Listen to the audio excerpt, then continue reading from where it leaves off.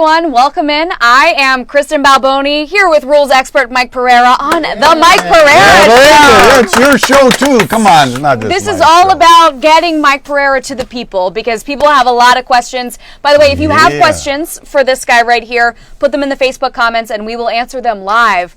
I have some questions for you. I'm not surprised. I am not surprised. And I know your Twitter is blowing up right Fire now. away, yeah. Yes, as I'm sure this Facebook feed will be in just a minute. We got to get right into what happened in Falcons Seahawks. 4th and 10 for the Falcons. Matt Ryan throwing to Julio Jones. Richard Sherman appeared to get very physical with Julio, but no call. And Dan Quinn absolutely lost his mind. So, Mike, what did you see? Yeah, I think Dan Quinn was right to lose his mind. Look at him there. You've got pass interference on the play. You know, there's all kinds of categories for pass interference. Playing through the back, hook and turn. This one's the arm grab. Call it the inside arm grab. And Sherman basically grabbed his arm and pulled his arm. And it was obvious enough that people could see it because you saw the way that Dan Quinn reacted immediately. This was not looking at it in replay. And Sherman's got him by the arm. As we see right there. Pulls the arm down. And, you know, it's pass interference. I mean, you got to make this call. You got to step up and make the call. Listen, it's the hardest call. I tell everybody, what's the hardest call in the game to make? It's pass interference. Hard, but you got to make it, and you got to make it with the game on the line. You know, you got to. If you're going to call this to me, this is a foul in the first quarter, and it's a foul in the fourth quarter on near the last play of the game. So obviously, the league's going to look at this. They always hold their officials accountable in terms of grades. And those are playoff implications if guys make too many mistakes and maybe even career effects if they make too many over a couple-year period of time. But it's a call that has to be made. You look and say, like I looked at it and say, why? Why? Sometimes they're just impossible to get. It might be a jersey pull where everybody would be screened out. But I think it's realistic that you had a couple officials that probably could have gotten an angle on this to make the call.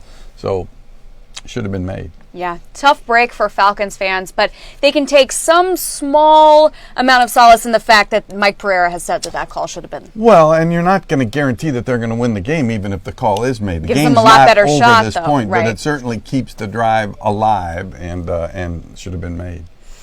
Well, that's the final ruling as far as I'm concerned on that, but we'll see what the league says as well. Now we got to move on. Packers-Cowboys. We knew it was coming if Packers and the Cowboys are playing. Of all games. Of all the games. Let's talk about that Cole Beasley, his first touchdown. A lot of questions about this one, so take us through the touchdown. The whole issue with the Cole Beasley play is he going to the ground or has he become a runner? And that's why they stopped it. Look at the one thing he does do, he gets control 2 feet and he turns totally upfield and extends the ball and breaks the plane. And as he does turn upfield and break the plane, he is, however, going to the ground. And so the question really became for New York, because they waited a long time before they stopped this, is this going directly to the ground or is this really a time element that allows you to become a runner? And this is the last tricky part of this to me. The last tricky part of the catch rule is saying, all right, is he going to the ground? Is he going directly? You know, a couple years ago, Des Bryant was going directly to the ground and he reached out a little bit, you know, and the ball popped out. This is a completely different thing. This is a guy on his feet and turning upfield and extending. So to me, they're not the same. But there's an element of concern here because there's no question that Beasley is going to the ground, but over a longer process. And, you know, you look at what did they announce? The ruling on the field stands. So that means basically if they'd have ruled it a touchdown, as they did it stands. If they'd have ruled it incomplete, it would have stayed. It's kind of one of those incomplete or one of those really kind of difficult situations where it's just hard to rule on. I know this. And I think everybody that's in this room would agree. It feels like a catch. It looks like a catch. It smells like a catch. then it ought to be a catch because clearly he turns upfield and reach, but it's really in that fine line of the rule that brought it into question. Well, I feel like I just learned something. I know you guys did too, because there were a lot of questions about it, and I feel like we got to the bottom of it. And speaking of questions, if you guys have questions for Mr. P, put them in the Facebook comments, and we will get to them. So another big thing today were celebrations. The one that got the most buzz on your Twitter was Redskins tight end Vernon Davis mimicking shooting a jump shot with the football after scoring, as you can see right there and on the screen. And he got flagged for excessive celebration. So what about this specifically met the threshold for excessive celebration? He's using the ball for something other than a football. I mean, that's really what it is. So you can't use the football as a golf ball. You can't use it as a tennis ball. You can't use it as a basketball. And this kind of goes all the way back to Tony Gonzalez, who used to take the ball and spike it over the goalpost. And we grandfathered that in when we tightened up what you could and couldn't do for celebrations. We grandfathered that in. We grandfathered in the Lambeau leap.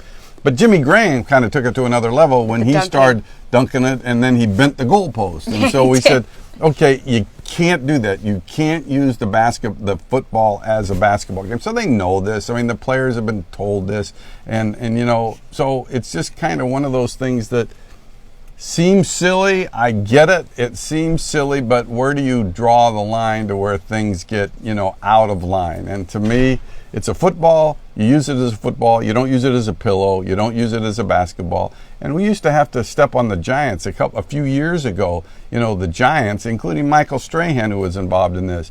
They would get a sack, and then maybe 3 or 4 Giant players would get up and they would pretend like they were shooting free throws. And we had to call them and say, knock it off. Okay, it's not a basketball, and it's a group celebration, and we cut that off at the pass. So I get why everybody gets upset, and everybody says to me, I take the fun out of the game, and I listen. I accept the fact. I accept it.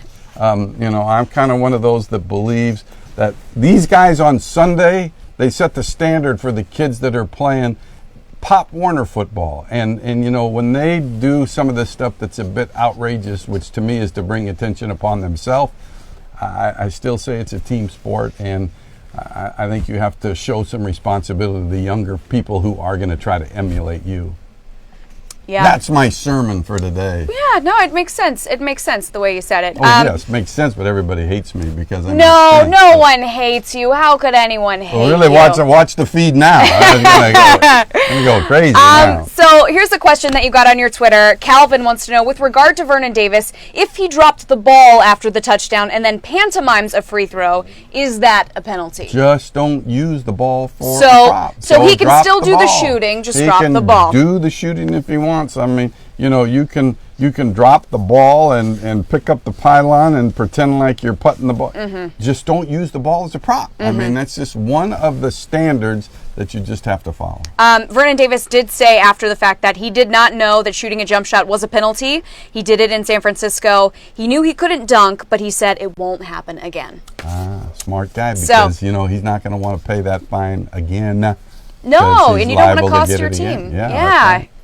Okay, so someone who's also seems to have gotten the message is Brandon Cooks. He was doing the bow and arrow celebration, and he's abbreviated it now because of the rules. Today he pulled out the arrow, but he didn't shoot it. It's interesting. I want to see what the league says about this, because he does pretend like he's going to shoot the arrow, but then what does he do? He goes to the ground. Now, did he do this in terms of a prayer or something like that, because that's really the only way you're allowed to go to the ground. He has said he has said, I guess, he has said in the past that it has religious implications for him. So that's why it was probably let go, but at least he got, you look at, players don't like some of this stuff, but they also don't like paying $9,000-$10,000. I would not. Mm-mm. So, it really doubles every time. So your second one in a year, becomes, instead of 9, it becomes, or whatever it is, it's double that. So they may make a lot of money, but in the end, that when they take it out of your check, it still hurts. Yeah, so it's a lot of money. All right, now Odell Beckham Jr., keeping it in celebrations, got flagged for taking his helmet off en route to putting on a show with the kicking net. He went a little crazy there. Now, we have a tweet that asks a good question. It's from Danaconda. He says, why is Beckham called for removing his helmet when he was no longer on the field of play?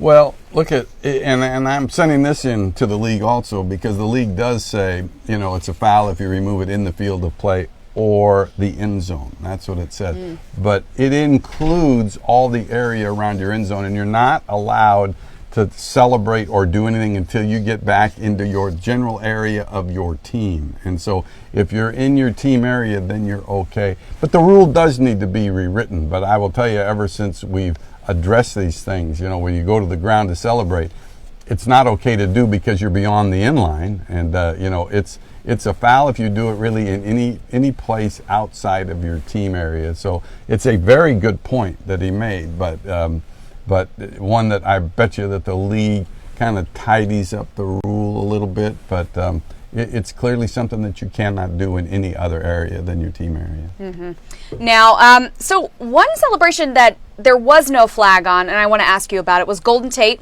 Mm-hmm. He went over to celebrate, and he took the pom-poms from the cheerleader and did a little cheerleading dance. Should that have been... Let's go back to Terrell Owens. I mean, Terrell Owens did it years ago. He did it beyond the end line. He grabbed a pom-pom and did a little routine, and he was eventually fined for the thing because you can't do that. You're not allowed to do that. I saw this with Golden Tate, but I didn't see really where it was. I mean, again, if he's really right in the vicinity of his team area, he's fine. But if he did this down by the goal line, then, it's when I want to see what the league has to say. And it's one of, you ask me questions just like I ask the league questions, because I do a video a little bit later tonight and I send it into the league and I say, what do you think? Because I want to hear from them, what they think about these, so that I know in the future, hey, if Tate is down at the goal line and he does it, then he should have been flagged. Probably I send in 6 or 7 plays a week for them to rule on. So, and that is one I want to get some input on. And that will be one of them. So the celebrations thing, I know we hit on a bunch of them, but it's really what got a lot of people talking this week. When do we think that these celebration controversies are going to be in the past? Do you think it's going to be this season? Are we still going to be talking about them every week, different forms? I don't know. Maybe I don't know. I'd like to get it over with, because I don't think it's part of the game. I mean, and if you take a look at the Vernon Davis free throw thing, what happened on the kickoff? Do you know what happened on the kickoff? So they kick off went back and scored, and they had to kick off from the 20-yard line. So instead of having the ability to kick it into the end zone for a possible touchback, it ended up that they returned it for a touchdown. So they're going to have to understand, and like Vernon Davis said, he's not going to do it again. Yes. I mean, there are consequences even beyond, just the fine you have to pay, and the consequences are that it hurts your team. So hopefully we could just kind of play football and just natural celebration, fun, without having some type of routine, that you take part of that could get you, flagged for it. But I suspect it's one of those things we'll hear about for a long time. Yeah, well, if people are talking about it, we will talk about it here on the Mike Pereira Show. And again, let us know if you have any questions. So another question that I have, Lawrence Timmons of the Steelers had a little issue on the field. Look away if you don't want to see that. He puked on the field today, but he didn't have to leave the game. Now, if I had to puke, I would walk off the field, but maybe that's just me. Explain to me why he didn't have to leave the field there. Well, I mean, there's no such thing as a puke rule, I guess. There's no such thing in the NFL as a blood rule. So I guess if you can bleed and not have to leave the field, I guess you can puke and not have to leave the field. There's JJ Watt. Sometimes, JJ play, and he stayed playing with this. It's interesting because there's a blood rule in high school, there's a blood rule in college, where you have to leave the field and get cleaned up, but not in the NFL. nobody wants to be out there after somebody gets sick, and I've been there before. It happens, and then you're trying to watch where you're running after that. So it's kind of a gross thing. But he's not the first. Timmons is not the first player that's puked on the field, and probably won't be the last one that does. But rather unsightly. Who cleans that up? Who gets that task? And I don't know. That's when you want to be the referee in the white hat, because you can tell somebody else. You can tell. You're going to need to go get that, sir. I worked a game at Utah State one time, and they had the bull that came out. Oh, no. Oh, yeah. Oh, no. And he did his business on the field. Who's going to clean that up? I mean, and that was one you had to wait and play. I'm guessing it was not you. It was not me. I went right back in the locker room, and I said, if they get those 2 pieces of cardboard and get it underneath, then get it cleaned up, and then I'll come back out. I think that's where the expression BS comes from, right? I know it was a bad joke. It was a bad joke. I know. I had to get it in there. All right, so I need to get your opinion on this. Off the field, Jim Harbaugh and Michigan had a little bit of an off week. So since his team wasn't playing, he went to a high school in San Francisco and became a part of the chain gang. He did the entire game. Some parts were better than others, as you can see there. So I want to know, could he one day graduate to officiating? Does he have the temperament? Oh my God, no! My God, no! He'd have to pass a test of having somebody that acted like him on the sidelines, yelling at him as an official. It'd be pretty tough for him to take. To his credit, though, that's pretty cool. And he is a guy in the Bay Area, because I'm a Bay Area guy, Northern California. He is a guy that goes to South America somewhere and helps every year and helps build homes, for people that need homes.